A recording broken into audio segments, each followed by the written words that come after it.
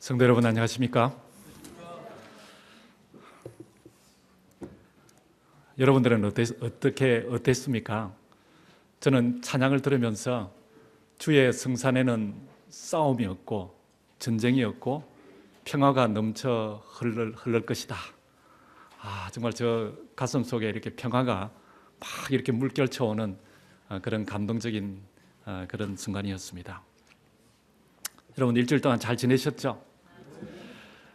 제가 이 찬양을 들으면서 더 많이 이 감동이 된 것은 우리 이중구 집사님께서 이렇게 성전에 이렇게 탁 들어오시는 그 모습을 보고 제가 더 마음에 감동이 되었습니다. 우리 따님 윤정 씨예요? 네, 반갑습니다. 이렇게 같이 참여해 주셔서 우리 모든 교우분들이 정말 기도의 제단을 쌓을 때마다 우리 오인숙 집사님을 위하여 기도를 드리고 있습니다. 하나님께서 저는 그 기도를 분명히 응답해 주시리라 그렇게 믿습니다. 여러분 우리가 지금 사는 시대는 포스트 모더니즘이라 그러죠. 초근대 시대에 우리가 살고 있어요. 그렇죠? 그런데 그 포스트 모더니즘이라 하면 조금 말이 어려워요. 좀 더 쉽게 이야기를 하자면 우리가 지금 살고 있는 시대는 IT 산업 시대에 살고 있습니다. 여러분 IT라는 말이 무슨 말인지 알죠? 인포메이션 테크놀로지, 그렇죠? 이 정보 기술 그 시대에 우리가 지금 살고 있다는 거예요. 근데 여러분 IT 산업의 그 대표적인 그 산물이 뭔가 하면은 컴퓨터예요. 그래서 지금 여러분들 가정에 아마 컴퓨터가 한두 대 없는 집은 크게 없을 거예요. 요즘은 뭐 컴퓨터도 조그만한 것도 있고 좀 더 큰 것도 있고 화면도 크게 해서도 하고 가정에 컴퓨터가 보통 몇 대씩은 다 있을 거예요. 근데 제가 이제 그 컴퓨터를 이렇게 보면서 저는 컴퓨터에서 정말 잘 몰라요. 그냥 조금 이렇게 쓸 줄만 아는데 참 정교하게 잘 만들었다 그런 생각이 이렇게 들 때가 많아요. 이 컴퓨터 회사가 여러 회사가 있잖아요. 요즘 아주 인기가 좋다는 레노버, IBM 그 회사하고 이렇게 합병을 했죠. 레노버, 뭐 델, 애플, 뭐 이렇게 여러 컴퓨터 회사가 있는데 그 컴퓨터를 이렇게 보면서 야 정말 어떻게 이렇게 정교하게 잘 만들었을까? 이 자판에 이렇게 글씨만 두드리면은 어떻게 화면에 그 글씨가 나타나는지 저는 그 원리를 아직까지 모르겠어요. 뭐 0하고 1을 조합해가지고 컴퓨터 모든 프로그램을 다 이렇게 만들었다는데 어떻게 그렇게 만들었는지 모르겠어요. 그 컴퓨터를 통해서 정말 온 세상에 그 뉴스를 이렇게 다 볼 수 있고 인터넷 세상에 들어가면은 정말 무한한 그런 세상이 이렇게 컴퓨터를 통해서 펼쳐지는데 어떻게 그렇게 정교하게 만들었을까? 근데 여러분 이런 컴퓨터가 있다는 것은 반드시 제가 100% 확신하는데 그 컴퓨터를 만든 사람이 있다는 거예요. 그렇죠? 저절로 컴퓨터가 분명히 생겨나지는 않았을 거예요. 만든 사람이 있다는 것이죠. 근데 이 컴퓨터에 여러 제품들이 이렇게 있는데 이 컴퓨터를 이렇게 이제 잘 그 만든 사람이 잘 이렇게 연구를 하고 해서 시장에 컴퓨터가 이렇게 나오면은 누가 사실 제일 관심이 많을까요? 이 컴퓨터가 사람들에게 어떤 관심을 가지는가? 정말 이 소비자들이 어떤 호감도를 가지는가? 막 어떤 관심을 가질까? 누가 제일 관심이 많을까요, 여러분? 만든 사람이 최고로 관심이 많죠. 그래서 막 이 리서치도 하고 그렇죠. 고객 만족도가 어떤 것인지 그런 것도 이렇게 살펴보고 해서 좀 불평이 있는 부분이 있으면 다시 업그레이드를 하고 그렇게 하는 거예요. 최고로 관심이 많은 그 사람은 바로 컴퓨터를 만든 사람이에요. 그런데 여러분 컴퓨터가 그렇게 잘 만들어졌지만은 정말 이 세상에서 최대의 그 글작품은 정말 우리 생명이 있는 인간이에요. 여러분 그렇습니까? 그냥 사람이 아니라 그렇죠. 죽은 사람은 가치가 없어요. 뭐 죽은 사람 가치가 뭐 이렇게 계산해 보니까 뭐 많은 가치가 있다든가 뭐 그러대요. 그러나 생명 있는 사람의 가치는 정말 어마어마한 그런 가치가 있어요. 근데 이 최고의 글작품을 만든 그렇죠. 그 만든 그 존재 그분이 이 자기가 만들어 놓으신 정말 이 피조물이 이 제품이 어떻게 사용되어지고 있는지 그렇죠. 이 세상에서 정말 그 삶을 어떻게 살아가고 있는지 관심이 많으실까요? 정말 최고로 관심이 많으신 분이 그 만드신 분이시죠.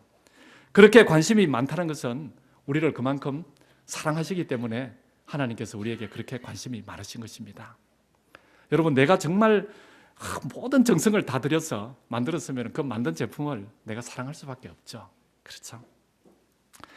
그래서 로마서 8장 37절에는 이렇게 말씀을 하고 있습니다. 그러나 이 모든 일에 우리를 사랑하시는 이로 말미암아, 이 모든 일에 우리를 사랑하시는 이분은 누군가 하면은 바로 하나님이시죠. 이분으로 말미암아 우리가 넉넉히 이기느니라. 여러분, 이 말씀은요, 승리하는 그리스도인의 삶을 사는 사람은 하나님께서 나를 사랑하신다는 것을 깨달을 수 있는 사람이 승리하는 그리스도인의 삶을 살 수 있다는 거예요. 그렇죠? 모든 일에 하나님께서 나를 사랑하신다, 그 사랑을 깨달은 사람은 넉넉히 이길 줄로 믿습니다. 성경은 그렇게 말씀하고 있어요. 그렇죠? 그러면 반대로 그렇게 생각할 수도 있죠. 하나님께서 나를 사랑하시고 계신다, 그것이 도대체 피부로도 느껴지지도 않고 또 마음으로도 느껴지지도 않고 감동으로 오지도 않고 뭐 들으면은 그러려니 이렇게 생각이 되고, 그러면은 하나님께서 나를 사랑하신다는 것을 전혀 모르면은 반대로 이야기하면 그 사람은 승리하는 삶을 살 수 없다는 그런 뜻도 되는 것이죠. 제가 컴퓨터 이야기를 이왕 꺼냈으니까 조금 더 하겠습니다. 여러분, 애플사 아시죠? 아마 여러분 모르시는 분이 없을 거예요. 이 세계적인 그런 기업이 되었죠. 제가 얼마 전에 그 신문에 이렇게 보니까 애플사의 그 주가가 10년 만에 뭐 3,600배가 뛰었다던가요? 3,600%? 그렇게 뛰었다는 이 한국일보 제가 신문을 이렇게 봤어요. 그런데 지금 이 애플사에서 아이폰하고 아이패드가 이렇게 나오고 나서 세계적으로 최고로 가치 있는 브랜드가 어떤 브랜드인가? 얼마 전까지는 코카콜라가 최고의 브랜드였어요. 그렇죠? 가치 있는. 근데 이제 그게 조금 바뀌어졌어요.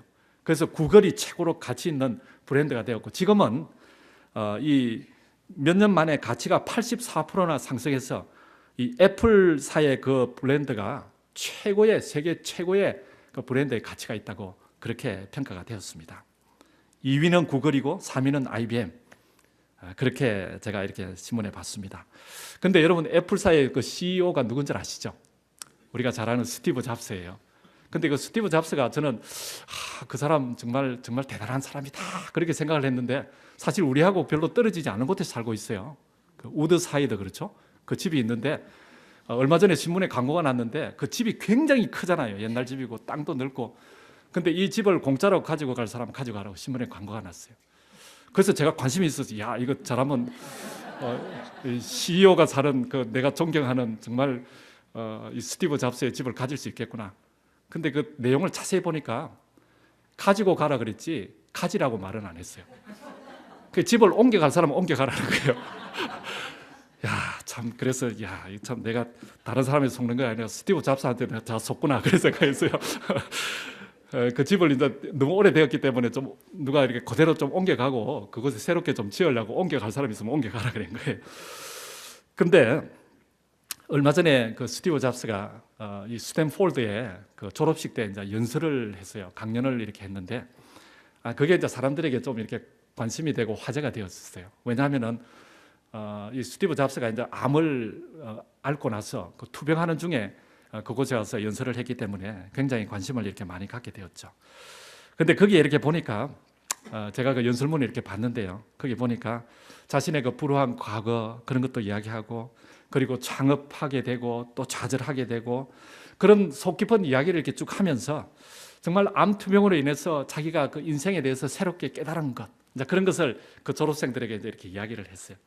그러면서 그의 삶을 완전히 바꿔놓은 한 계기를 이야기했는데 그것을 이렇게 이야기했습니다. 나는 17살 때 이런 경구를 읽은 적이 있습니다. 하루하루를 인생의 마지막 날처럼 산다면 당신은 옳은 삶을 살 것이다. 그 경구를 17살 때 우연히 이렇게 보게 됐는데 이 글에 너무나 감명을 받았어요. 그렇죠? 그 연설에 보면 너무 감명받아서 40여 년간 매일같이 아침에 일어나면 거울 앞에 탁 서가지고 오늘이 마지막 날이라고 한다면 내가 지금 하고 있는 일을 계속할 것인가? 그런데 이제 그 대답이 계속 아니요, 아니요 이렇게 대답이 나오면은 그의 삶의 방향을 바꿨다는 거예요. 사업의 방향을 바꿨다는 거예요. 오늘 내가 마지막 날을 살고 있다면은 내가 지금 하고 있는 이 일을 계속할 것인가? 그 질문을 40년 동안이나 계속했다는 것이죠. 그것이 그 스티브 잡스의 인생을 결정하는 중요한 그런 지침이 되었다는 것입니다. 여러분, 하루하루의 인생을 마지막 날처럼 사는 것이 꿈을 이룰 수 있는 희망이 됩니다. 그렇게 그 연설을 이렇게 마쳤습니다.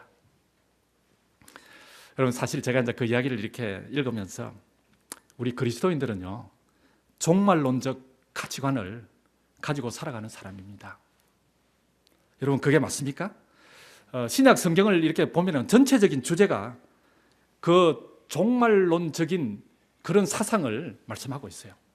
그래서 우리 그리스도인들이 모이는 공동체를 이 종말론적 공동체라고 그렇게 이야기를 합니다. 이 마라나타 공동체라는 것이죠. 그래서 정말 신실한 그리스도인들은 주의 재림을 갈망하는 그런 사람들이 바로 신실한 그리스도인들이고, 그런 사람들이 모이는 교회가 정말 신실한 교회라는 거예요. 여러분, 주의 재림을 갈망하십니까? 주의 재림을 정말 갈망하십니까? 여기는 소리가 근데 여기는 잘 안 나오시는 것 같아요. 이쪽에는 가만히 계시고. 여러분, 주의 재림을 정말 갈망하십니까? 이제는 조금 균형이 이루어졌습니다. 주의 재림을 정말 갈망하는 사람, 그렇죠? 정말 하루하루를 예수 그리스도의 재림의 날로 생각하고 산다면은 여러분들은 옳은 삶을 살고 있는 것입니다. 그렇죠? 그래서 이 마라나타 공동체, 여러분, 이 마라나타라는 말이 무슨 뜻인 줄 아세요? 마라나타. 네, 마라나타. 이 성경에 이 마라나타라는 말이 있는데요. 이 재림 성도는 참 꼭 알아야 되죠. 그렇죠? 그래서 고린도전서 16장 22절의 말씀을 보겠습니다. 고린도전서 16장 22절.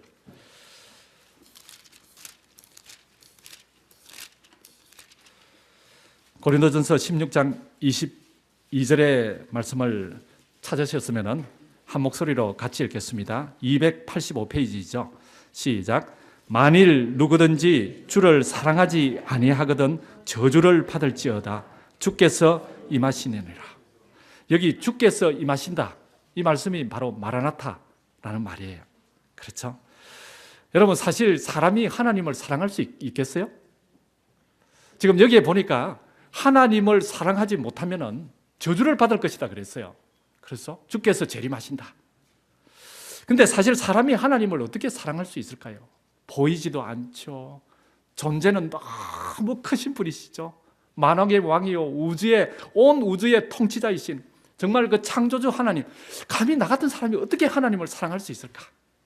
근데 여기요, 이 고린도전서 16장 22절에서 말씀하시는 누구든지 주를 사랑하지 아니하거든, 이 말씀은요, 다른 말로 하면 이런 의미입니다.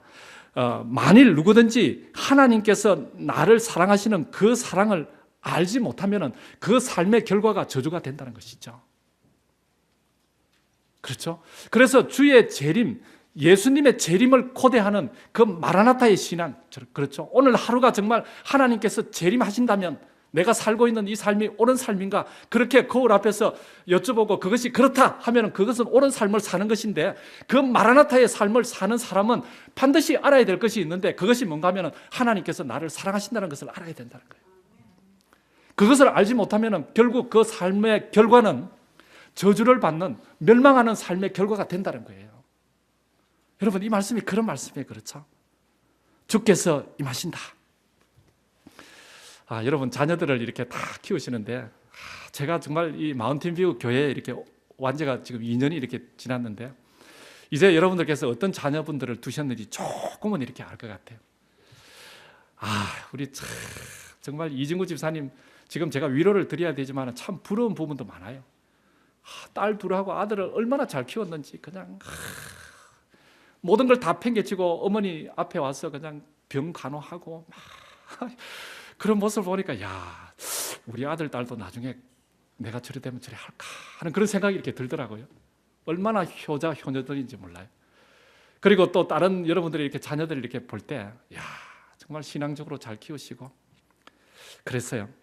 여러분, 자녀들이요 정말 도덕적으로 옳게 성장하고, 그렇죠, 올바른 그 인생관을 가지고 부모에게 효도하는 그런 자녀로 성장해 나갈 수 있는 그 비결이 뭔가 하면은요, 그것이 뭐 때문에 그렇게 되는가?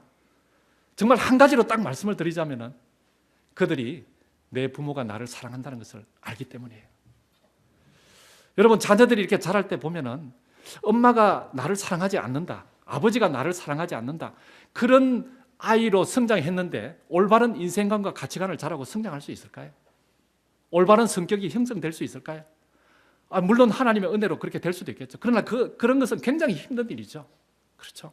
부모의 사랑을 받고 정말 부모가 나를 사랑해 주시고 계시다, 그것을 어떤 경우에도, 그렇죠, 어떤 내가 상황에 처해 있을 때도 나를 사랑해 주신다는 그 사랑을 자녀들이 깨달을 때 그 자녀들의 인격 형성이 정말 올바르게 형성되는 거예요.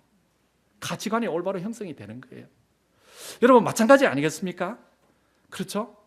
그래서 저는 이제 그렇게 생각해요. 정말 내가 아이를 다시 키운다면, 우리 아이가 벌써 이제 다 20살이 이제 이렇게 넘어가는데, 다시 만약에 키울 수 있는 기회를 하나님께서 주신다면, 저는 만날 때마다 그냥 어릴 때부터 애한테 가서 내가 너를 사랑한다, 그렇게 말하고 싶어요. 근데 옛날에 왜 그렇게 말을 그렇게 못했는지 모르겠어요. 근데 이미 다 써버려서 요즘 이야기하면은 아빠 괜히 쓸데없는 이야기야 뭐 그렇게 되어버렸어요. 그 어릴 때부터 그걸 자꾸 이야기해야 되는데, 지금은 마음으로 심어줘야 될 때예요. 그렇죠? 여러분, 우리 하나님께서 나를 사랑해 주신다, 나를 사랑한다.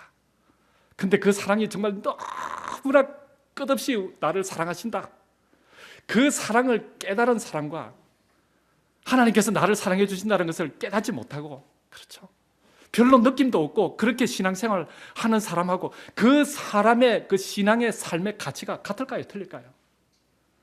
여러분, 제가 생각할 때는 정말 엄청나게 틀리다고 생각합니다. 그렇지 않겠어요? 하나님께서 나를 정말 사랑해 주시는 거라, 내가 어떤 경우에 있을지라도, 내가 정말 인생의 결정을 잘못해가지고 이렇게 갈지라도 여전히 버리지 아니하시고 나를 사랑해 주신다, 그 사랑을 정말 믿는 사람과, 그렇죠, 나는 하나님의 사랑이 전혀 감동도 없고 내가 믿지도 못한다, 그렇게 하면서 사는 사람의 그 신앙 삶의 가치가 두 사람을 이렇게 높게 볼 때 여러분, 차이가 있을까요? 정말 엄청난 차이가 있죠. 왜냐하면 사랑은 에너지고 능력이 있기 때문에 그래요. 그렇죠? 사람을 변화시키는 능력이 있고, 사람을 성장하게 하는 능력이 있고, 그렇죠, 생명을 줄 수 있고, 그런 것이기 때문에 하나님께서 나를 사랑하신다는 것을 아는 것과 모르는 것의 차이는 너무나 크다는 거예요. 근데 여러분, 오늘 우리가 읽은 이 로마서 8장 37절에 보니까 하나님께서 어떻게 한다고요? 우리를 사랑하신다 그랬습니까? 우리를 사랑하신다 그랬어요. 저는 여러분들이 이 말씀을 믿게 되시기를 간절히 소망합니다. 여러분, 성경을 사랑의 편지라고 그러잖아요. 하나님께서 내가 너를 사랑한다, 이 구구절절이 그 말씀들이 다 성경에 있어요. 그렇죠? 한 절 한 절 지날 때마다. 그래서 어떤 사람들은, 저는 아직까지 그런 경험까지는 못 해봤는데, 성경을 이렇게 펴면은 그냥 눈물만 난대요. 눈물만. 하나님의 사랑이 너무 커가지고, 그렇죠, 그래서 눈물을 흘리고 해서 성경이 그냥 눈물 자국이, 성경을 펴는 데마다 눈물 자국이 다 있다는 거예요. 페이지마다, 절마다, 구절마다. 왜냐하면 이것은 하나님의 뭐이기 때문에요? 사랑의 편지이기 때문에. 내가 너를 사랑한다, 내게로 돌아오라, 너는 내 백성이다, 내가 너를 사랑한다. 제가 이렇게 성경을 설치를 해보니까 직접적으로 내가 너를 사랑한다 말한 것이 500번이나 넘어요. 그런데 간접적으로 뭐 나를 눈동자같이 뭐 보호하시고 뭐 나를 감찰하시고 뭐 그런 거까지 다 하면은 사실 뭐 얼마나 많겠어요. 제가 그걸 다 찾아보지 못했어요. 그런데 여러분, 제가 이 신명기서에 있는 몇 구절만 여러분들에게 좀 말씀을 드리겠습니다. 신명기 4장 37절, 여호와께서 내 열조를 사랑하신 고로 그 후손 너를 택하시고 사랑한다. 그리고 신명기 7장 13절, 곧 너를 사랑하시고 복을 주사 너로 번성케 하신다. 그리고 신명기 23장 5절, 내 하나님 여호와께서 너를 사랑하심으로 발람의 말을 듣지 아니하시고 그 저주를 변하여 복이 되게 하셨다. 신명기 30장 16절, 곧 내가 오늘날 너를 명하여 내 하나님 여호와를 사랑하고, 그렇죠, 이 명령까지 하셨다는 거예요. 내가 너를 사랑하고 있는 것을 너희들이 알아라, 그것을 하나님께서 명령까지 하셨다는 거예요. 왜냐하면 그것이 사는 길이기 때문에 그런 것이죠. 여러분, 하나님의 명령은 만약에 순종을 하게 되면 반드시 그 뒤에 뭐가 따른다 그래요? 회복이 따른다 그러죠. 하나님의 명령을 순종하면 반드시 축복이 따라요. 그렇죠? 그래서 내가 너 집에 들어가고 뭐 떡반죽에 그릇까지 모든 것이 다 하나님의 말씀을 순종하면 그렇죠? 다 복을 받는다는 거예요. 떡반죽 그릇까지 복을 받으니까 그 집에 얼마나 복이 많겠어요, 여러분. 하나님께서 우리에게 명령을 하셨는데 내가 나를 사랑하고 그리고 내가 너를 끝까지 사랑한다는 것을 너희들이 알아라. 그것을 명령하셨다는 거예요. 왜냐하면 그것이 살 길이기 때문에 그렇습니다. 여러분, 제가 이렇게 보니까 아마 크게 이렇게 맞는 것 같아요. 여인들이요, 가장 활기 있고 아름다운 때는 언제인 줄 아십니까, 여러분? 예? 이렇게 보니까요, 다른 때도 물론 아름다우시지만 여기 계신 분들 다 아름답습니다. 그런데 최고로 아름다울 때는 언젠가 하면은 이 사랑을 받을 때예요. 사랑을 받는 사람은 틀려요. 그래서 이렇게 처녀들도 물론 뭐 젊다는 게 다 아름다운 것이잖아요. 근데 약혼을 하고 뭐 결혼할 때가 되고 그러면은 정말 얼마나 아름다운지 몰라요. 그렇게 사랑을 받을 때는 사람은 아름다워져요. 그래서 여기 계신 여자분들이 다 아름다운 거 보니까 다 사랑을 많이 받으시는 분 같아요.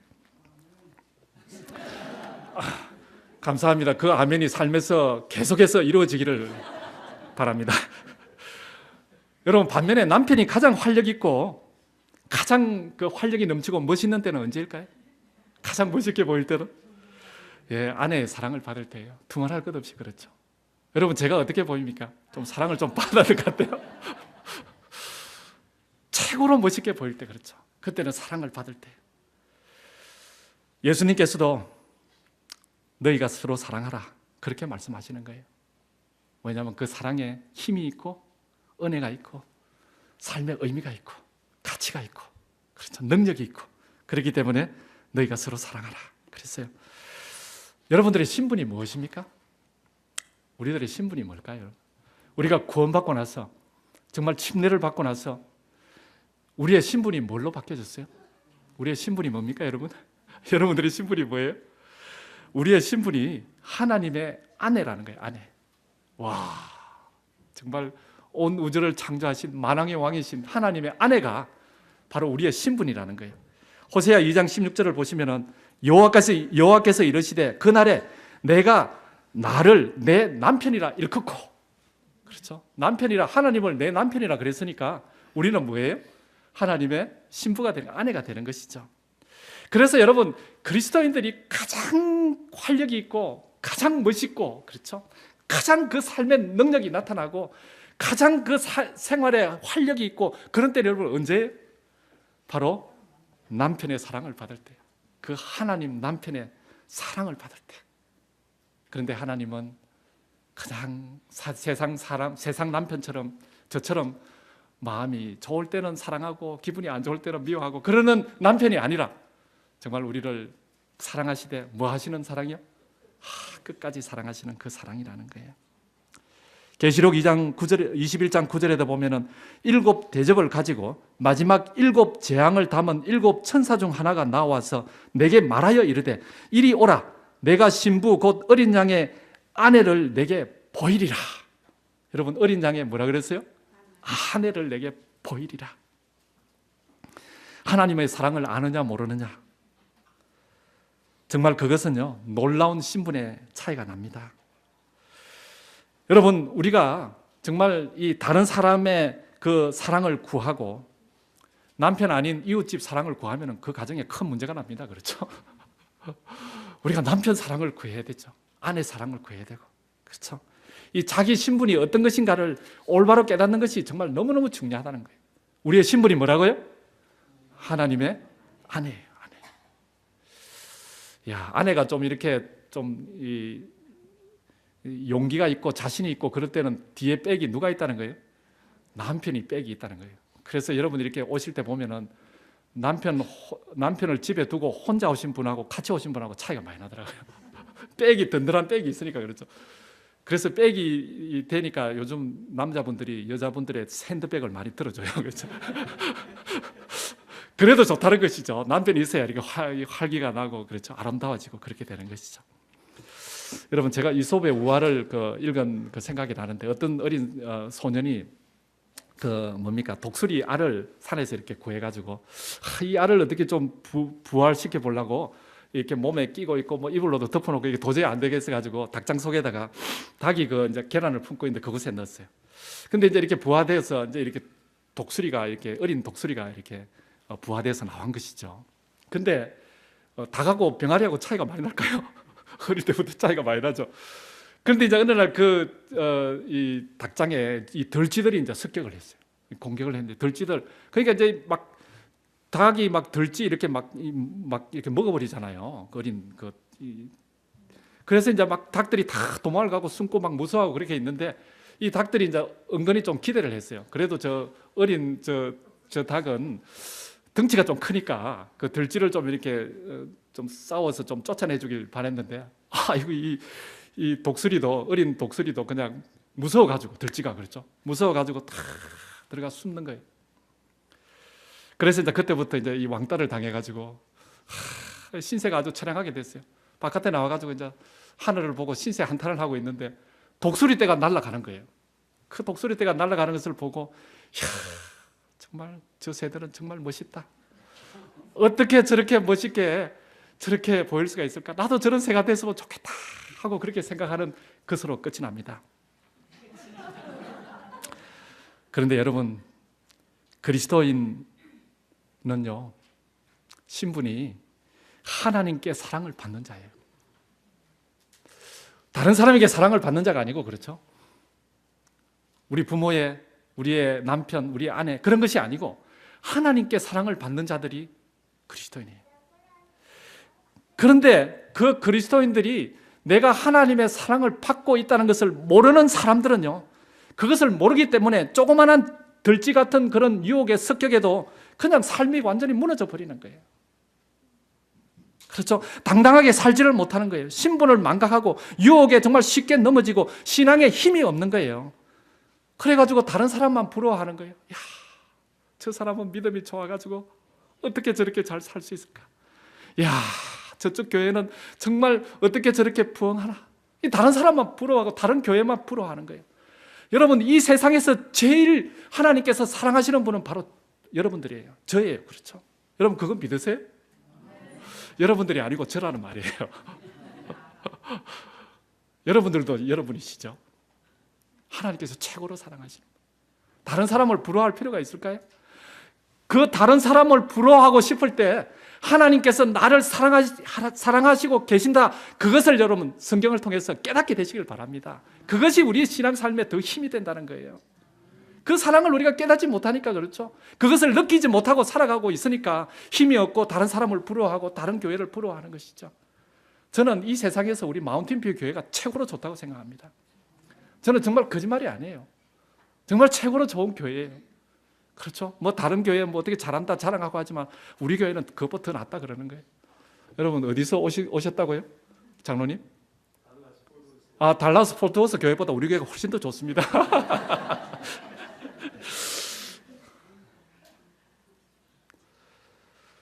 여러분 여기 이사야 40장 31절에는 이렇게 말씀하고 있어요. 오직 여호와를 앙망하는 자는 새 힘을 얻으리니 독수리에 날개치며 올라간 같을 것이요 다른 박질 하여도 콤비치 아니하고 걸어가도 피곤치 아니하리라. 우리를 뭐라 그랬어요? 여호와를 앙망하는 자는 독수리 같다 그랬죠. 독수리. 우리는 병아리 닭이 아니에요. 그렇죠? 독수리죠. 여호와를 앙망하는 자, 이 앙망한다는 것은 기대한다는 것이죠. 기대한다는 것은 무엇을 기대하는가? 그분의 사랑을 기대하고 그 사랑을 알기를 기대하고, 그렇죠? 그렇게 기대하는 그런 사람은 정말 독수리에 날개치며 올라갈 것 같다. 성경 그렇게 말씀하고 있어요. 여러분 하나님께 사랑받는 자로 당당하게 사시기를 간절히 바랍니다. 우리가 잘 아는 그 철로 역정에 보면은요, 철로 역정 여러분 잘 아시죠? 그것을 기록한 사람이 누구예요? 존 버년이잖아요. 그렇죠? 근데 이 존 버년이 젊었을 때 군대 생활을 한 적이 있었습니다. 보초를 딱 이렇게 서는데 갑자기 볼 일이 생겼어요. 그래서 자기 사랑하는 친구에게 좀 부탁을 했어요. 내가 지금 잠깐만 갔다 올 테니까 보초를 내 대신 좀 서달라고. 그래서 잠깐 일을 보고 딱 오니까 친구가 적들의 그 저격에 인해서 죽어버린 거예요. 자기가 만약에 그 자리에 있었으면 어떻게 된 거예요? 자기가 죽었을 텐데. 그래서 이 존 버년이 그때부터 삶이 완전히 바뀌었어요. 내가 사는 삶이 누구의? 친구의 죽음으로 인해서 내가 사는 것이다. 그러니까 인생의 가치가 달라지고 정말 인생을 어떻게 살아야 될지 그 방향이 달라지고 삶이 변화되고 그렇게 된 것이죠. 그래서 그리스도인이 되고 정말 철로 역정이라는 그런 책을 감옥에서까지 그렇게 썼잖아요. 하나님의 말씀을 증거하기 위해서 감옥도 두려워하지 않고 그곳에서 그것을 기록하고. 그런데 여러분, 자신의 생명이 누군가의 죽음을 통해 존재한다. 이게 얼마나 두렵고 엄숙하고 정말 얼마나 진지한 거예요. 존 버년 친구는 사실 알지도 못하고 죽음을 당했어요. 그렇죠?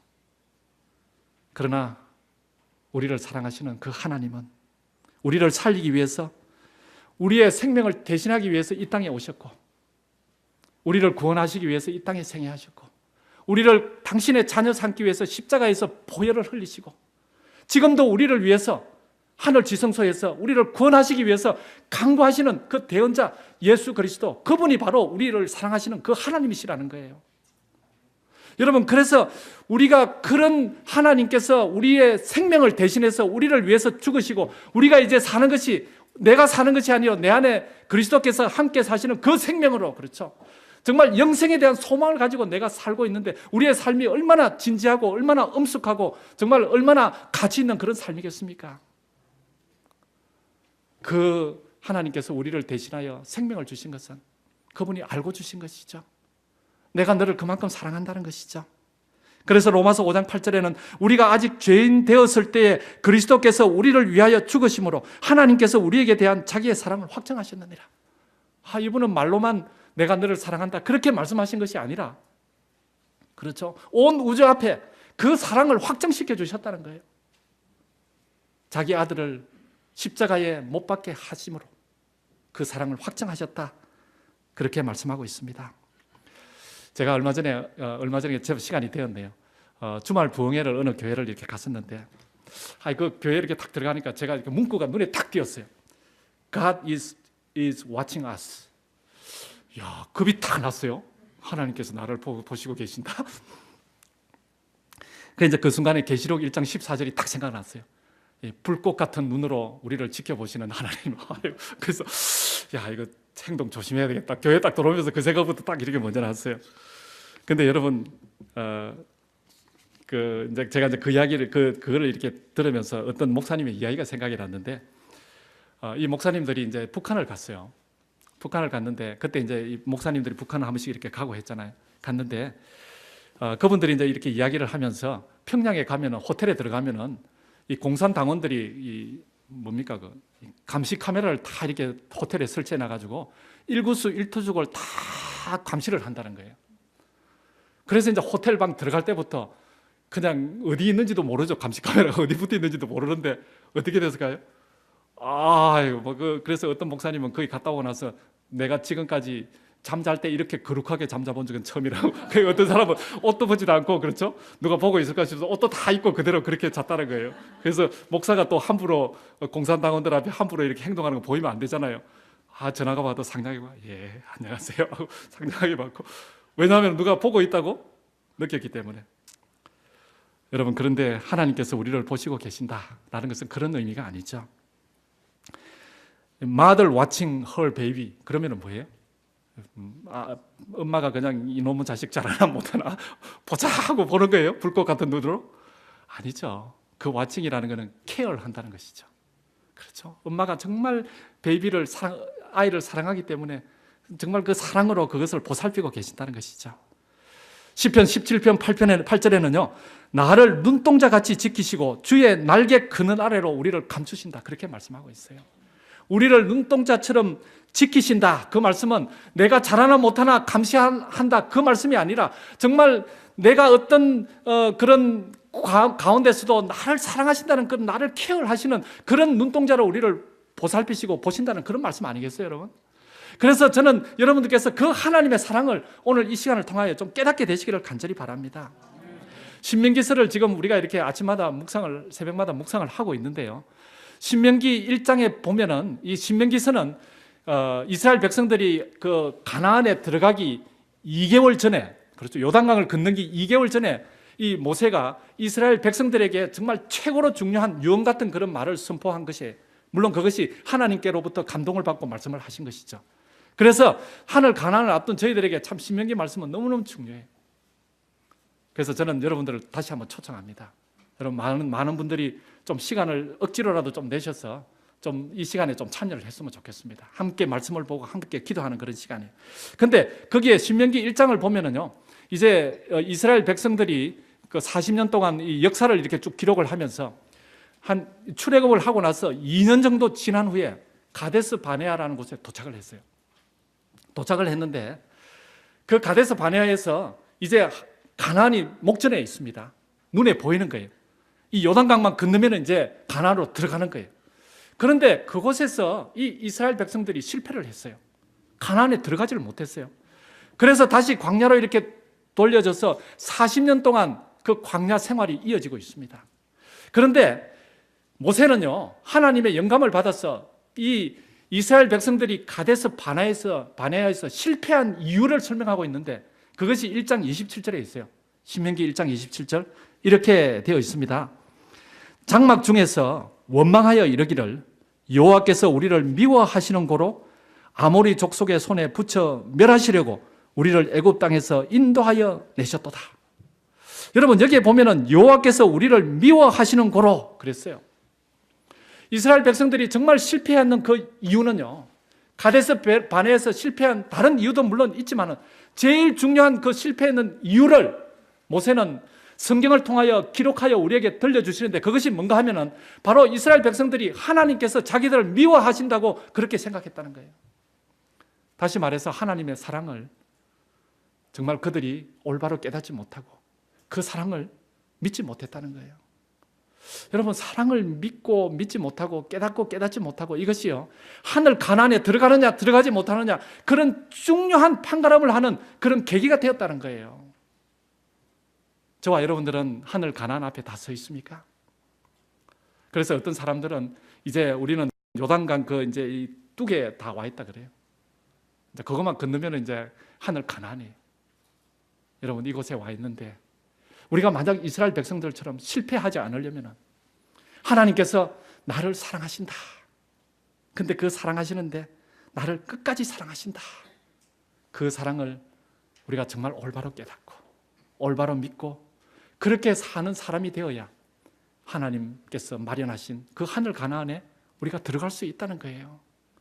여러분, 이스라엘 백성들이 정말 하나님께서 나를 사랑하신다는 것을 알았으면은 아모리 족속들이 아무리 키가 장대하고 그렇죠, 뭐 그들이 뭐 거인이고 그렇게 해서 했을지라도 정말 여호수아와 갈렙처럼 저 사람들이 하나님께서 우리와 함께 하시면 우리를 사랑하신다면 우리의 밥이다 그렇게 하면서 그 가나안을 하나님의 말씀을 의지하고 그 사랑을 의지해서 들어갈 수 있지 않았겠어요? 그런데 그들이 하나님께서 미워하신다 그렇게 생각했기 때문에 그들이 가나안에 들어가는 것에 실패했습니다. 사랑하는 성도 여러분, 우리 로마서 8장 몇 구절을 읽고 제가 말씀을 줄이려고 합니다. 누가 우리를 그리스도의 사랑에서 끊으리요? 하나님의 사랑에서 무엇이 우리를 끊을 수가 있겠습니까?